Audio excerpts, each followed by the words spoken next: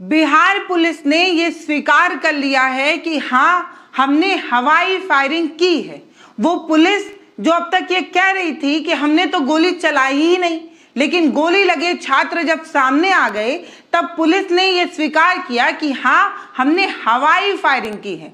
इस तस्वीर को जरा गौर से देखिए। इस वीडियो में साफ नजर आ रहा है कि पुलिस वाला कैसे बंदूक की नोक सामने की तरफ रखा हुआ है, लेकिन पुलिस अभी यह स्वीकार कर रही है कि हाँ, हमने हवाई फायरिंग की है। अगर आपने गोली ऊपर चलाई तो छात्रों के पैर में गोली कैसे लग गई?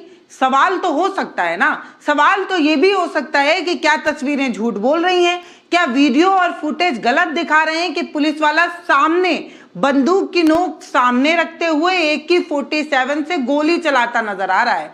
अगर ये तस्वीरें झूठ बोल रही हैं, AI जनरेटेड है, तो बनाने वाले को ढूंढ कर लाइए। लेकिन अगर ये तस्वीरें सही हैं तो आपने झूठ क्यों बोला? आप तो शुरू से झूठ बोल रहे हैं। आपने पहले ये कहा कि आपने गोली नहीं चलाई, लेकिन बाद में जब गोली लगे छात्र सामने आ गए तब आप ये स्वीकार कर रहे हैं कि आपने गोली चलाई, लेकिन हवा में चलाई। आप पर कौन यकीन करेगा जी? आप तो पहले ये कहते हैं कि आप गोली नहीं चलाते, फिर जब गोली लगा छात्र सामने आता है तो आप कह रहे हैं कि हवा में गोली चलाई। कितना झूठ बोलेंगे, कितना झूठ। एक पल के लिए आंख बंद करके जरा उस माँ के बारे में सोचिए, उस परिवार के बारे में सोचिए जिन्होंने अपना पेट काटा, गहने गिरवी रखे, जमीन गिरवी रख दी ताकि बच्चा पढ़ने के लिए शहर जाएगा। अपने बेटे को नीट का पेपर दिलाना चाहते थे, एक काबिल डॉक्टर बनाना चाहते थे, लेकिन आपके सिस्टम ने उस पेपर को बेच दिया, उसके भविष्य के साथ खिलवाड़ कर दिया। और जब वो इसी के खिलाफ सड़क पर उतरा तो आपने उसके साथ क्या किया? क्या किया? उसके छाती पर AK-47 तान दी, उसको गोलियों से मारा। अब आप क्या कर रहे हैं? रात के अंधेरे में कमरों में घुस रहे हैं, उनका दरवाजा तोड़ रहे हैं। वो छात्र जो सड़क पर उतर आए थे आपके सिस्टम के खिलाफ, उन्हें चुन चुन कर ढूंढ ढूंढ कर पकड़ा जा रहा है। जानवरों की तरह उन्हें जेलों में ठूसा जा रहा है। सारे नियम, सारे कानून ताक पर रख दिए गए। बस बच्चों को ढूंढ लेना है। आपने बच्चों पर गोलियां चलाई हैं।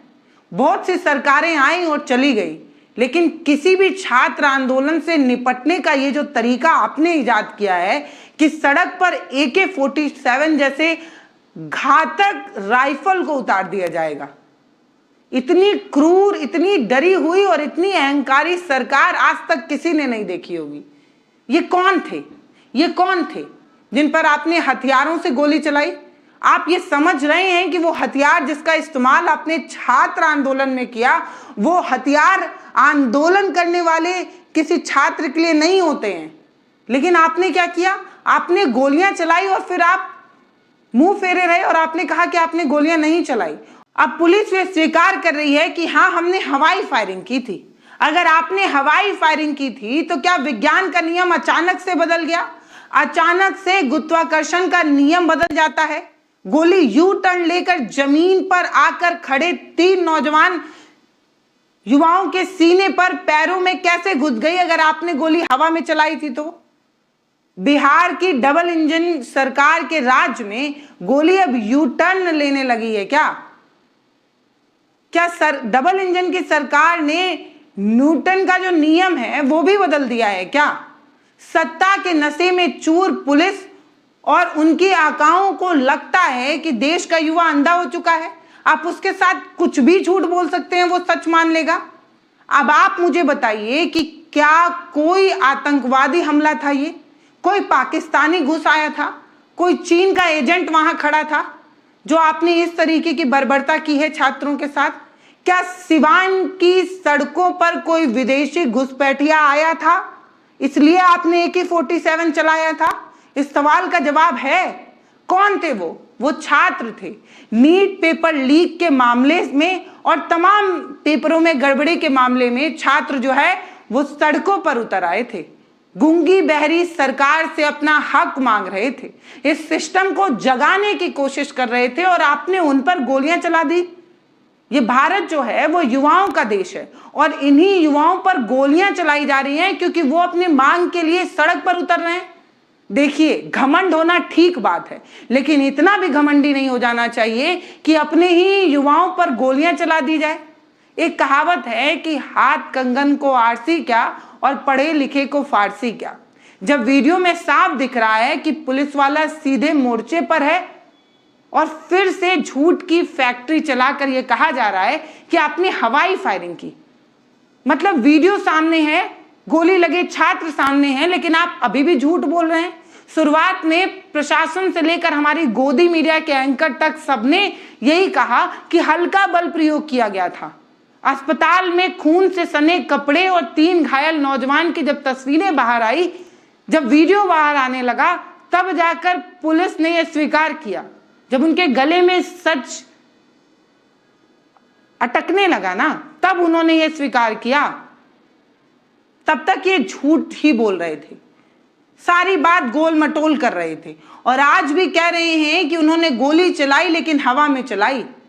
खिसियानी बिल्ली खंबा नोचे, यही काम अब ये कर रहे हैं। जब इनकी चोरी पकड़ी गई है तो ये सीना जोरी पर उतर आए हैं। ये कह रहे हैं कि हमने गोली जो है वो हवा में चलाई है। ये बात बिल्कुल वैसे ही है जैसे चोर को चोरी करते हुए पकड़ लिया जाए तो वो ये कहे कि हम चोरी नहीं कर रहे थे, हम तो बस ताले को टटोल रहे थे कि ताला कितना मजबूत है।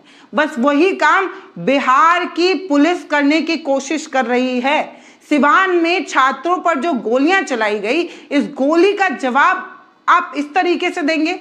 मैं आपसे पूछना चाहती हूं कि किसके इजाजत पर, किसके कहने पर आपने गोली चलाई? कौन था वो जो आपको कह रहा था कि ये जो आंदोलन करने वाले छात्र हैं इन पर गोलियां चलाओ? अगर किसी नेता ने, किसी मंत्री ने, किसी अधिकारी ने आपसे कह भी दिया कि गोली चलाओ, तो आपने चला कैसे दिया? मैं पूछना आपसे चाहती हूं। दिमाग से पैदल हैं आप? आपको समझ नहीं आ रहा था कि अगर कानून हाथ में लेकर आप किसी पर गोली चलाएंगे तो आप पर कार्रवाई हो सकती है? सिस्टम कह रहा है कि गोली आसमान में चलाई गई, 3 छात्रों को गोली पैर में लगी है, किसी के शरीर के अलग अलग भाग में लगी है, और आप कह रहे हैं कि आप गोली आसमान में चला रहे हैं। क्या आपने कभी सोचा है कि भीड़ को नियंत्रण करने के लिए पुलिस के पास क्या प्रोटोकॉल होता है? वाटर कैनन का इस्तेमाल होता है, आंसू गैस के गोले चलाए जाते हैं, लाठी चार्ज किया जाता है। अगर इस पर भी बात ना बने तो रबड़ की गोलियां, पैलेट गन का इस्तेमाल किया जाता है। लेकिन सिवान की पुलिस ने तो दंगा निरोधक स्थिति में असॉल्ट राइफल लेकर ही उतर आई। AK-47 या इंसास जैसे हथियार युद्ध के मैदान में इस्तेमाल किए जाते हैं। खूंखार अपराधियों से निपटने के लिए AK-47 या इंसास राइफल का इस्तेमाल होता है।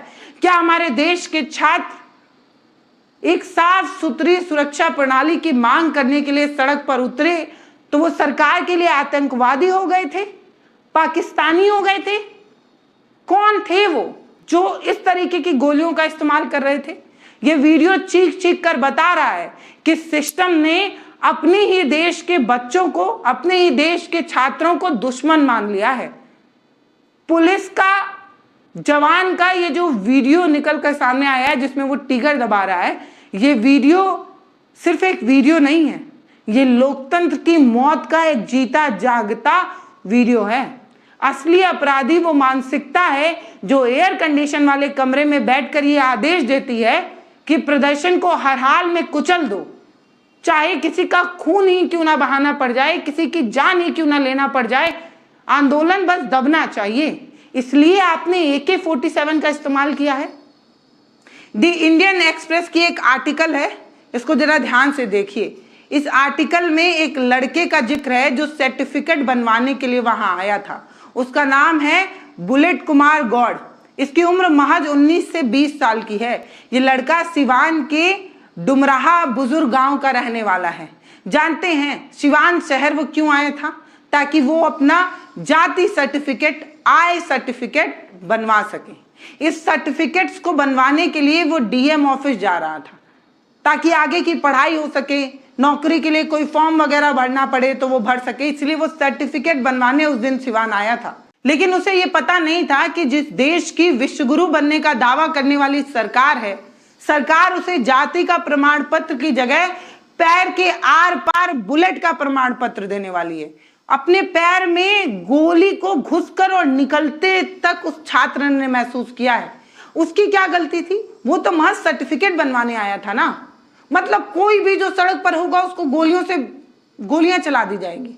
एसपी साहब जब इस विषय पर बात करते हैं तो इंडियन एक्सप्रेस से ये कहते हैं कि अभी ये जांच का विषय है, गोली पुलिस की ही थी या किसी और की, ये जांच चल रहा है। जब तक जांच सामने नहीं आएगी मतलब वो कुछ कह नहीं सकते हैं। गजब का माहौल है भैया। अंधेर नगरी चौपट राजा वाली कहावत आपने सुनी होगी, लेकिन अब सटीक हमारी सरकार पर बैठ गया है। एक तरफ आप मान रहे हैं कि आपने लॉन्ग रेंज वेपन से फायरिंग की, दूसरी तरफ आप कह रहे हैं कि पता नहीं गोली किसकी लगी है।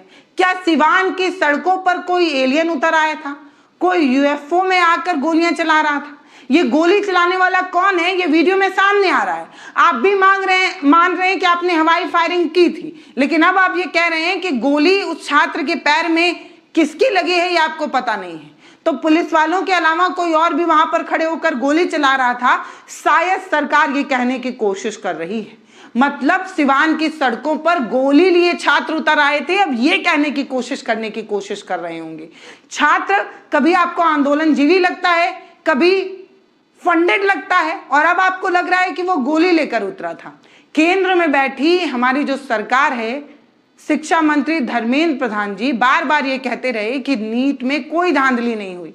जब सुप्रीम कोर्ट में ये मामला पहुंच गया, जब गिरफ्तारियां शुरू हो गई, तब सरकार की नीयत खुली, तब जाकर उन्होंने माना कि हाँ गड़बड़ी हुई थी। मतलब पहले ये कहते रहे कि गड़बड़ी नहीं हुई।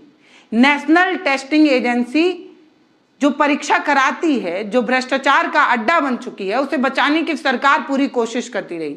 एक गरीब बाप अपनी जमीन गिरवी रखकर, अपना पेट काटकर अपने बच्चों को कोटा, पटना, दिल्ली भेज रहा है ताकि बच्चा पढ़े। अब उसे गोलियों से भून दिया जा रहा है। बच्चा दिन रात एक करके परीक्षा देता है, पता चलता है कि पेपर जो वो देकर आया है, जिस दिन वो एग्जाम देकर आया है, उसी दिन पेपर जो है वो बिक चुका था, 30-40 लाख रुपए में बेचा जा चुका था। एक गरीब कभी कुछ भी बन पाएगा क्या इस सिस्टम में? पैसे के बल पर हर नौकरियां बेच दी जा रही हैं, और जब इससे नाराज छात्र सड़कों पर उतर रहे हैं तो अब यही रह गया था कि उन पर गोलियां भी चलाई जाएं। जब बच्चा अपना हक मांगने, अपने बर्बाद हुए मेहनत का हिसाब मांगने सड़क पर उतर रहा है, तो सरकार उसके सीने पर बंदूक तान दे रही है। सरकार के पास चुनाव प्रचार के लिए, विधायकों को खरीदने के लिए करोड़ों रुपए हैं, लेकिन एक साफ सुथरा एग्जाम कराने की नीयत नहीं है। 56 इंच का सीना इतना कमजोर है कि अपने छात्रों से डरता है, उनके सीने पर गोली तनवाता है। केंद्र की बीजेपी सरकार छात्र को गैस मार्क की जगह धोखा देती नजर आई। बिहार में बीजेपी और जेडीयू की सरकार है, ये छात्रों को बुलेट मार्क्स देने की कोशिश कर रही है, अपने छात्रों पर गोलियां चला रही है। मतलब हैरान करने की बात है भाई। डंडे से आपका पेट नहीं भरा, वाटर कैनन से आपका मन नहीं भरा, आंसू गैस के गोले दागकर आपका मन नहीं भरा, तो आपने सरेआम गोली चला दी। रबर बुलेट नहीं, रियल गोली चलाई गई है। AK-47 इंसास राइफल जैसे खतरनाक हथियारों का इस्तेमाल किया गया है। किसके प्रति? अपने देश के छात्रों के प्रति। हिंदुस्तान टाइम्स की रिपोर्ट ये बताती है कि जैसे ही AK-47 से फायरिंग का वीडियो वायरल होता है, बिहार के गृह विभाग ने तुरंत ही सिवान और उसके आसपास के इलाकों का इंटरनेट बंद कर दिया। दिल्ली के जंतर मंतर पर भी इंटरनेट बंद था। आपने क्या सोचा है कि इंटरनेट बंद करके आप आवाज दबा देंगे? आपको क्या लगता है ताकि सच्चाई बाहर ना आए, वीडियो बाहर ना निकल पाए, बिहार के बॉर्डर में ही उसे दफन कर दिया जाए? इंटरनेट बंद कर देने से सब कुछ बंद हो जाएगा क्या? जुल्म यही नहीं रुका। टाइम्स ऑफ इंडिया की एक बेहतरीन खौफनाक रिपोर्ट है जिसमें ये बात समझ में जिसमें इस तरीके की चीजें बताई गई हैं कि नीट के 200 प्रदर्शनकारियों को अब हिरासत में लिया जा रहा है। इस रिपोर्ट में बताया गया है, जो वकील हैं आकांक्षा शाही और अभिषेक कुमार, उनके हवाले से एक डेटा दिया गया है जो और ज्यादा परेशान करता है। गोली चलाने के बाद भी जब इनका मन नहीं भरा तो ये छात्रों को ढूंढ कर चुन कर उठा रहे हैं। पटना और सिवान के आसपास से लगभग 200 छात्रों को पुलिस ने हिरासत में ले लिया है, जिसमें से 70% नाबालिग हैं। माइनर बच्चों को उठाया जा रहा है। 18 साल से कम उम्र के बच्चे कानून कहता है कि किसी को भी अगर आप पकड़ लेते हैं तो 24 घंटे के अंदर उसे मजिस्ट्रेट के सामने पेश करना होता है, लेकिन यहाँ नाबालिग बच्चों को पुलिस स्टेशन में जानवरों की तरह 24 से ज्यादा घंटे तक ठूस कर रखा गया। परिवार वालों से मिलने नहीं दिया गया। माता पिता बाहर थाने पर रोते रहे, लेकिन कोई कुछ भी नहीं बोला। इस वीडियो को देखिए जिसमें एक लड़का है, बस में बैठा हुआ है, डिटेन किया गया है। वो अपनी माँ से पूछ रहा है कि खाना खा ली या नहीं, मेरी चिंता मत करो, मेरे साथ कुछ नहीं होगा। बच्चों से मिलने नहीं दिया जा रहा है पेरेंट्स को। जबरदस्ती 200 छात्रों को उठा लिया गया है। जो नाबालिग हैं उन्हें भी पकड़ लिया जा रहा है। क्या यही है मोदी जी का नया भारत, जहां अपराधियों और पेपर लीक करने वाले माफियाओं को एसी कमरे में बैठाकर जमानत का इंतजार कराया जाता है, वीआईपी ट्रीटमेंट दिया जाता है और 16-17 साल के बच्चों को हवालात में घसीटा जा रहा है, जेलों में ठूसा जा रहा है? क्यों? सवाल ये है क्यों? पेपर लीक तो आपकी गलती की वजह से हुआ था ना, पेपर में धांधली तो आपकी वजह से हुआ था ना। अगर ठीक से पेपर नहीं हो पाया तो इसके लिए आपकी गलती है या उन छात्रों की गलती है? मतलब गलतियां आप करेंगे और एक सवाल पूछने अगर छात्र सड़क पर उतर आएगा तो आप पहले उसे बल भर कूट लेंगे, उस पर वाटर कैनन, आंसू गैस के गोले सब इस्तेमाल कर लेंगे और इससे भी अगर आपका पेट नहीं भरेगा तो आप गोलियां चला देंगे और इस पर भी आप अब छात्रों को जबरदस्ती ठूस कर जेल में डाल रहे हैं। किसी भी सभ्य समाज में सरकार और जनता के बीच एक भरोसा होता है। जब बिहार में छात्रों ने नीट पेपर लीक के खिलाफ आंदोलन किया तो उन्हें भरोसा दिया गया था कि वो उनके साथ खड़े हैं, उनकी बात सुनी जाएगी। आपने ही तो कहा था ना, आंदोलन खत्म कर दो, सरकार तुम्हारे साथ है। ये जो सीजेपी का प्रोटेस्ट जंतर मंतर पर खत्म हुआ वो 3 बड़ी मांगों के साथ ही खत्म हुआ था ना। धर्मेंद्र प्रधान को हटा दिया, अच्छी बात है। प्रहलाद जोशी को बैठा दिया, वो भी अच्छी बात है। चलिए, आप ही का एक आदमी आकर बैठा है जो पहले से ही विवादित है। लेकिन आपने कहा था ना कि अब कोई एफआईआर आप दर्ज नहीं करेंगे, पहले से जो एफआईआर दर्ज हैं उन्हें कूड़ेदान में फेंक देंगे और किसी भी छात्र को नहीं पकड़ेंगे। लेकिन अब 16-17 साल के बच्चों को हिरासत में लिया जा रहा है, 24 घंटे तक माता पिता से मिलने नहीं दिया जा रहा है। क्यों हिरासत में लिए जा रहे हैं बच्चे? आपने कहा है ना कि आप कोई कार्रवाई नहीं करेंगे छात्रों के खिलाफ, फिर क्यों वादा खिलाफी आप कर रहे हैं? आप क्या चाहते हैं कि छात्र फिर से सड़क पर उतर कर आ जाए? आपने जब वादा कर दिया है तो वादा खिलाफी क्यों कर रहे हैं? धर्मेंद्र प्रधान का इस्तीफा हुआ, अच्छी बात है, बहुत अच्छी बात है। लेकिन बात यह है कि अब आप छात्रों को पकड़कर उनको जेल में ठूस कर यह साबित करना चाहते हैं कि कोई छात्र फिर से नहीं उतरेगा। तो माफ कीजिएगा, जब आप इस तरीके का अहंकार दिखाते हैं, आपका अहंकार जंजीर बार बार तोड़ देते हैं। तो आपको भी पता होगा, पता तो होगा ही, सोनम वांगचुक को उठाया था तो आंदोलन और बढ़ा था, लाठियां चलाई थी, आंदोलन और बढ़ा था। अगर आप अभी भी छात्रों को इसी तरीके से दबाने की कोशिश करेंगे तो माफ कीजिएगा, सिंहासन हिलाई भी जा सकती है और आपको कुर्सी से उतारा भी जा सकता है। इसीलिए इस तरीके की चीजें मत करिए कि बाद में मुंह छिपाने लायक आप बचे नहीं। ये बस एक आगाह करने के लिए चीजें मैं कह रही हूँ। पहले आपने छात्रों को भरोसा दिया कि आप अपने घर लौट जाइए, और जैसे ही सड़कों की भीड़ कम हुई, सरकार ने अपना असली रंग दिखा दिया। शांति से अपनी बात रखने वाले छात्रों को अचानक से लाठियां बरसाई जा रही हैं, उनको उनके हॉस्टल से, उनके रूम से जबरदस्ती चुन चुन कर उठाया जा रहा है। अब जो आप कर रहे हैं ना वो बहुत गलत है। विपक्ष ने इस मुद्दे पर सरकार को घेरा है। बिहार के नेता प्रतिपक्ष तेजस्वी यादव अस्पताल पहुंचे हैं और उन्होंने सवाल उठाया है उस मुख्यमंत्री पर जिस मुख्यमंत्री पर हत्या का केस दर्ज है। उसके राज्य में छात्रों पर गोली नहीं चलेगी तो क्या चलेगा, इस तरीके की बात तेजस्वी यादव कहते हैं।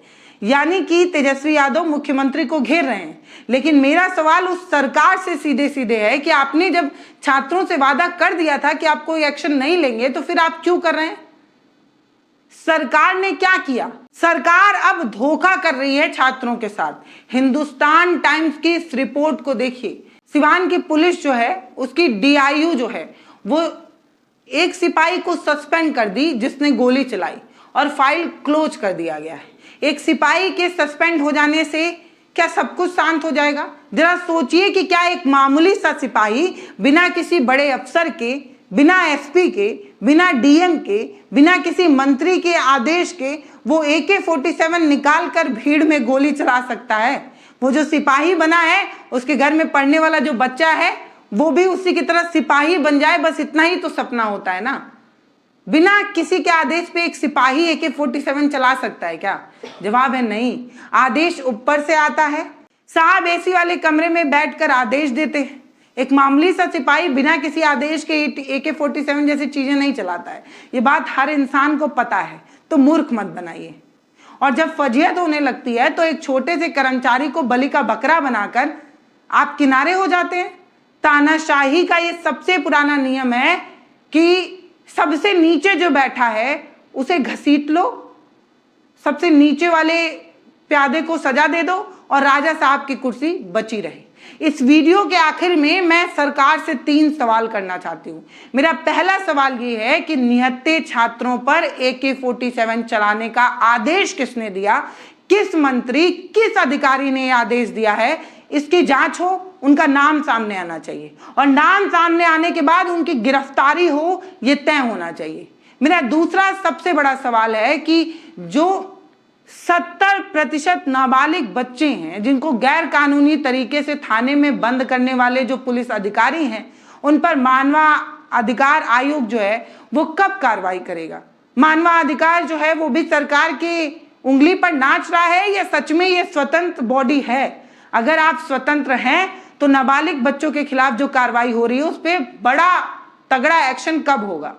तीसरा बड़ा सवाल है कि नीट का पेपर लीक करने वाले जो असली माफिया हैं उनके घरों पर बुलडोजर कब चलेगा? सरकार का बुलडोजर विपक्ष के नेताओं और आम आदमी की झोपड़ी तक ही चलने के लिए होता है या इनके खिलाफ भी चलेगा?